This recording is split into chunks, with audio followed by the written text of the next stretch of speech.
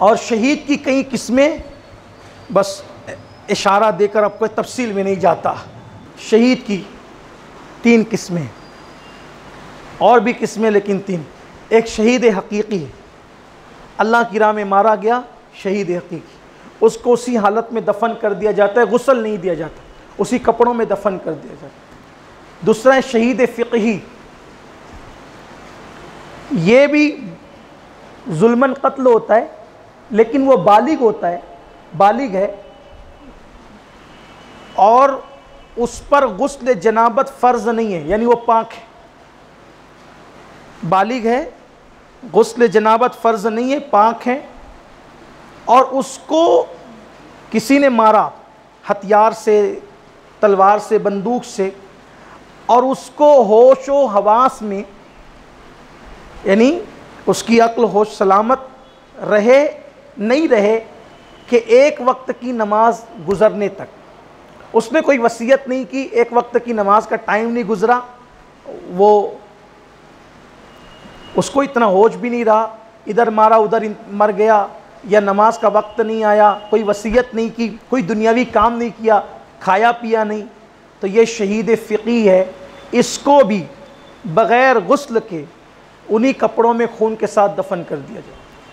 लेकिन अगर उसने खा लिया, वसीयत की, नमाज का वक्त आया, कोई दुनियावी काम किया, तो वो शहीद फ़िक़ही ना रहा, उसको शहीद होने का अज्र और सवाब तो मिलेगा लेकिन वो शहीद फ़िक़ही नहीं है, उसको अब गुस्ल दिया जाए, बग़ैर गुस्ल के उसको दफन नहीं किया जाए। और तीसरा वो भी शहीद है कि जो निमोनिया में मरेगा, जो निमोनिया के मर्ज़ में मरेगा वो शहीद है। और इस वक्त जो कोरोना वायरस है उसके मुताल्लिक डॉक्टरों ने बताया वो निमोनिया की बहुत बड़ी हुई एक शक्ल है, ऐसा डॉक्टर कहते हैं। वैसे ये वबाई मर्ज़ भी है और वबाई मर्ज़ में जो मर जाए वो भी शहीद है। उसके बाद औरत बच्चे को पैदा करते हुए यानी डिलीवरी की हालत में इंतकाल कर जाए वो भी शहीद है। इसी तरह जो दीवार के नीचे दब कर मरे वो भी शहीद है। इसी तरह जो पानी में डूब कर मरे वो भी शहीद है। इसी तरह जो जल जाए आग में, यानी माज़अल्लाह खुदकुशी करने वाले के लिए नहीं, जल जाए किसी हादसे की वजह से, वो भी शहीद है। इसी तरह से जिसने रात को सूरह यासीन पढ़ा और उसी रात इंतकाल हो गया वो भी शहीद है। जिसने वुज़ू किया और वुज़ू की हालत में उसका इंतकाल हो गया वो भी शहीद है। जो बीमार हुआ और उसने बीमारी की हालत में पढ़ा ला इलाहा इल्ला अंता सुब्हानका इन्नी कुन्तु मिनज़ ज़ालिमीन 40 मरतबा बीमारी की हालत में पढ़ा वो भी शहीद है। इसी तरीके से जो बंदा सफ़र की हालत में इंतकाल कर जाए वो भी शहीद है। जिसको जुल्मन कत्ल किया जाए वो भी शहीद है। जो अपने माल या हक़ की हिफाजत के लिए उसको मारा जाए वो भी शहीद है। इस तरह ये शहीदों की मुख्तलिफ़ किस्में हैं। 3 किस्में हो गई।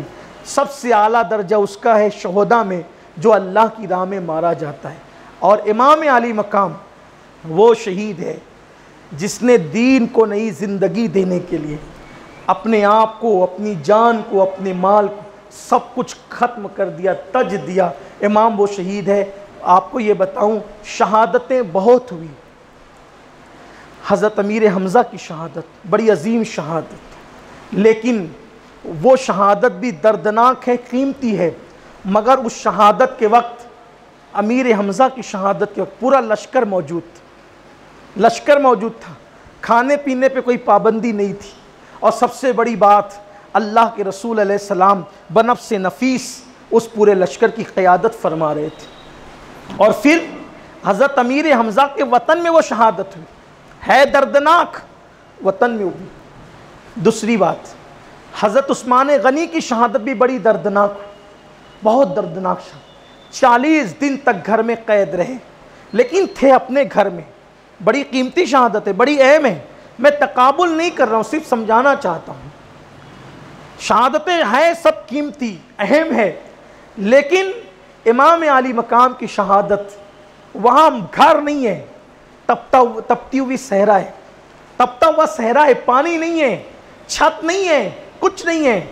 और फिर उसके बाद इमाम अली मकाम को ये एहसास है कि हम सब कट जाएंगे, पूरी फहरिस्त है।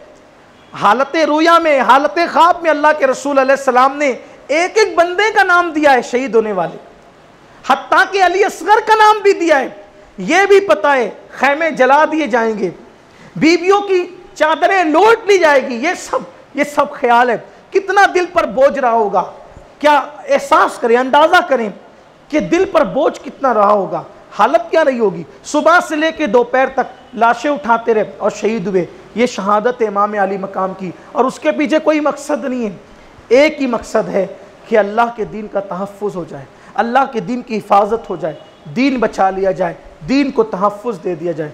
शहीद ज़िंदा है, शहीद के मर्तबे बड़े अजीम हैं। और फिर बात यह है कि जब एक गुनहगार आदमी, एक सियाकार आदमी शहीद होता है तो इतने मदारिज तय कर लेता है, इतने मकामात तय कर लेता है कि हज़ारों साल, सैकड़ों साल की इबादतें वो मकाम तक नहीं पहुंचा सकती।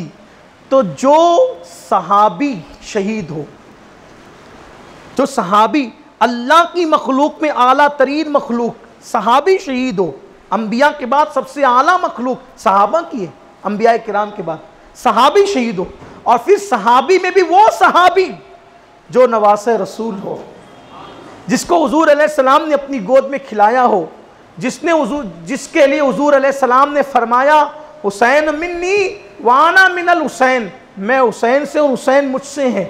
तो उस हुसैन पाक की शान का आलम क्या होगा। शहादत का मर्तबा आपने हासिल किया।